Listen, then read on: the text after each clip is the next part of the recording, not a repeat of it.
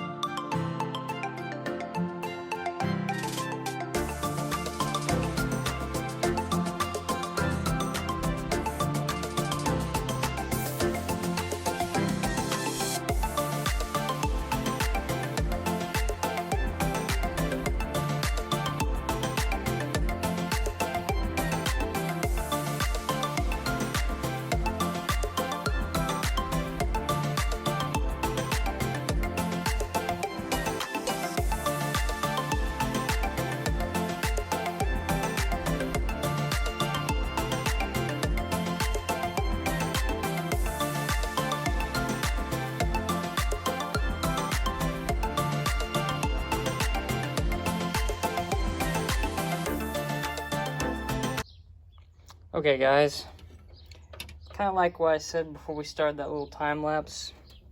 Alternator bracket need to come off, or sorry,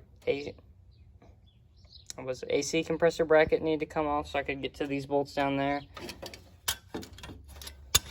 And also this one, power steering pump bracket, I couldn't get it all the way off, but I got it enough so I can get that nut up there. So I should be able to get that loose and take that off without that fully coming off and being a problem. And then we're gonna just start plucking away at the little bolts like here, there, and just trying to get this whole timing cover and water pump assembly pulled off. Also gonna do one hose up there and then your lower rad hose. I think those are the only two hoses that need to come off of it. So we'll do that. Also take off this oil filler tube and then I guess prep it, because that's all you really need to do to get it all off. Or well, no, we'll have to take off separate the water pump and timing cover and put the new one on.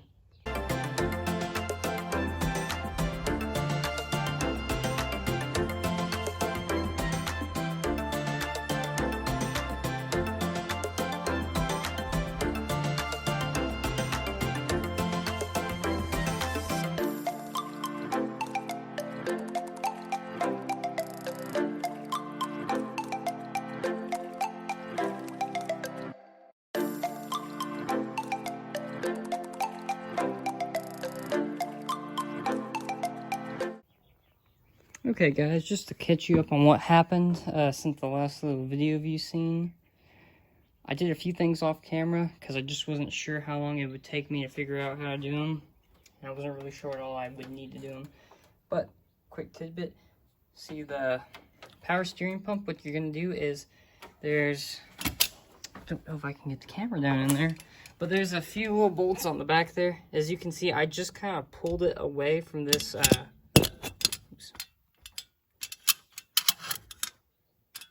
gonna stay? Yep, okay. I pulled it away from that mounting bracket right there. So there's two bolts down there. And then you just take off your bolts for your bracket. They're gonna go in between there. It was that bracket right there. Just goes there. So pull that off. And when you kind of unbolt those from the back and pull it off and just kind of let it sit on the bolts, power steering pump, like I have it, should give you enough wiggle room to wiggle that bracket out. And now I'm going to go ahead and start just pulling off all these bolts for the water pump and then the timing cover. Also took the oil filler tube off, but I think you guys saw that in one of my time lapses. So we'll see if we can keep on moving along here.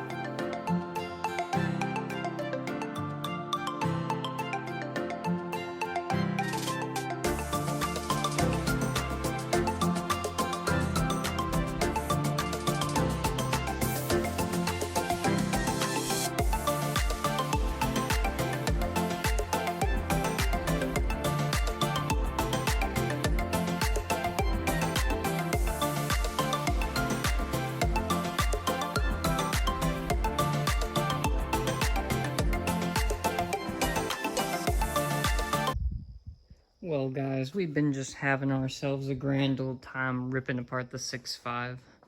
You know, when the truck's in, 50 million different pieces scattered throughout your barn and it's late night, you've put in a good day's work. Just to recap on where I'm at with the project is, I went ahead and cleaned the bolts up, just used some gasoline. I started cleaning this up, obviously gonna have to do some more. And before you yeet your water pump out into the yard, like you saw me guys do in the time lapse, there's a few things I had to pull off it actually. There's studs on here, and also this little fitting that goes to the rubber tube that goes to the bottom of the thermostat housing. This one was a hard sucker to get off. I had to put some PB blaster on it and get the big crescent wrench on it. But go show you the new water pump. Yeah, you have to take that fitting. I haven't put it on yet, but you'll put it on here. There's also a plug, or a little, I guess, service hole that you'll put on the smaller one. But I had to take these studs off. You guys saw it in the time lapse. You need to put it on there. And before you put Loctite on, make sure they fit your fan. Like, take the fan, place it on it. But y'all's water pump may be different. I think the newer 6.5s had a more traditional fan that you kind of like just spun off instead of had all the little bolts off. Truck, it's got to clean up this seal a little bit too. But we're about halfway there. We just got to get the new water pump on, or clean everything up, get the new water pump on, and slap it all up together. So I may get me an extra set of hands. Can't talk. Set of hands to help with that, and I'll get that good and ready and do that tomorrow. See y'all guys in the next one.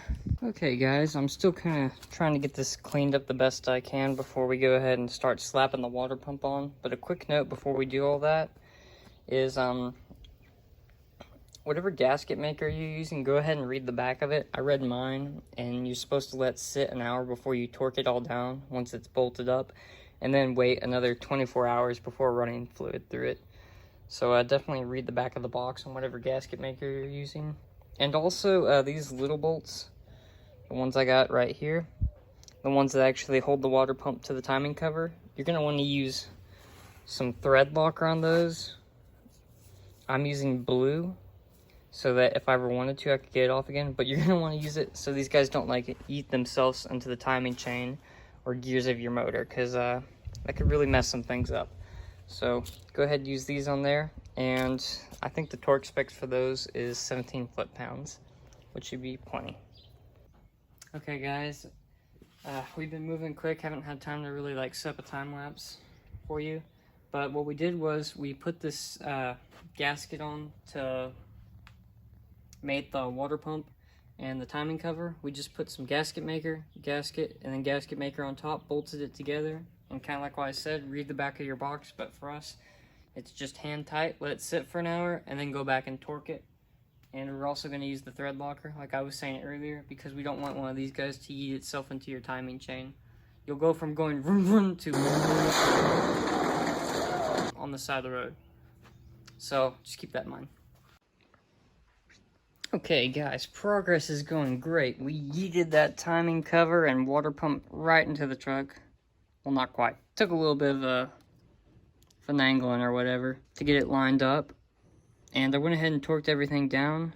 And kind of while we're doing this, I'll just give you a little rundown. There's some timing bolts here, here, here, here, and there's also a kind of a sneaky bolt. I don't know if you can see it. Get a light on it. It's a bolt back there behind the thermostat housing. What I had to do to get it off and to get it back on is just use a 13mm wrench and stick it up in there, and then put another wrench on it. Do that trick where you hook them together. There's also timing cover bolt there, and three water pump bolts right there, and then two over here on this side. And all these bolts, the big ones here and up, are I believe 31 foot-pounds, but the two underneath, there's two, you can't see them, two smaller bolts under there. I did those to 17 foot-pounds. So it's all torqued down. We used it's some kind of sealer. I think I talked about it maybe in one of my other ones. I'll go see if I set it down somewhere. But we use some, where'd it go? There we go. Rector seal. And this has the PTFE in it. Now I'll explain why we did that. I think I already said it, but I'm going to say it again because it's really important. We used the seal on these big bolts on the water pump because those actually penetrate the water jacket, and you need to seal them. You probably realized when you're pulling the pump off that coolant came out after you pulled some of those bolts off. So it's really important to do that. We got our hose hooked back up. So now all I gotta do is top radiator hose, lower radiator hose, put back on my fan, put back on all the little brackets on my AC compressor, and bolt the power steering pump back on. And you see, guys, I just was able not even to take this off, just to kind of loosen the bolts on the back of the power steering pump. I think there's like 3 or 4, and just kind of slide it forward so that it could come off without having to completely take it off.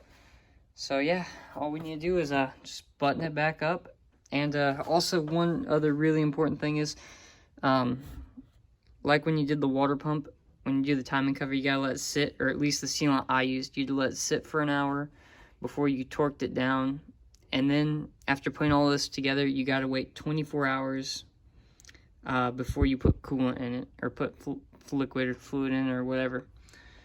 So it won't be till tomorrow night that I can go ahead and put coolant in it and take it out for a test drive. So just make sure you guys follow those steps. You'd hate to come this far and mess it up by putting the fluid in it prematurely. So I guess we'll cut to a time lapse or something.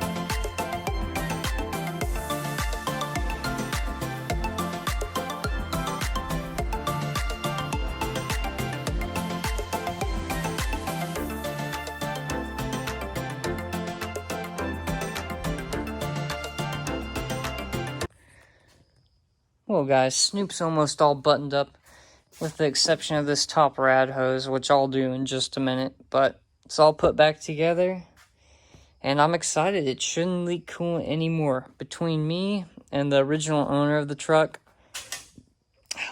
we should have all the little coolant leaks fixed. I know he did some stuff before he sold it to me. And that's been one of the cool things about the project. I'm still super close to the original owner, still talk to him, and tell him what all the cool little things I've done to his truck. You know, he really put a lot of time and effort in this truck, worked really hard on it, did a lot of the little things. His goal was to restore the truck to, like, original you know, off the Chevy lock quality.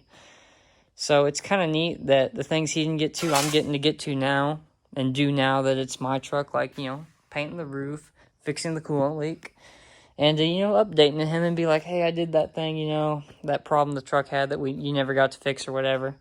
So it's kind of neat, kind of, you know, sentimentally carrying that torch forward and finishing the project he started. And it's shaping up to be a great little project truck. You know, I think it'd be great to have this since it's diesel to, you know, tow trailers, haul other project cars, or, you know, whatever else I may need it to do in the future. And I'm falling in love with the Detroit. It's a great little motor. It's kind of like working on a crowded V8. Not too bad. So thank you guys for joining me along on this journey, and have a good night, and stay tuned for the things to follow on the good old Detroit and the Big Blue 5.3.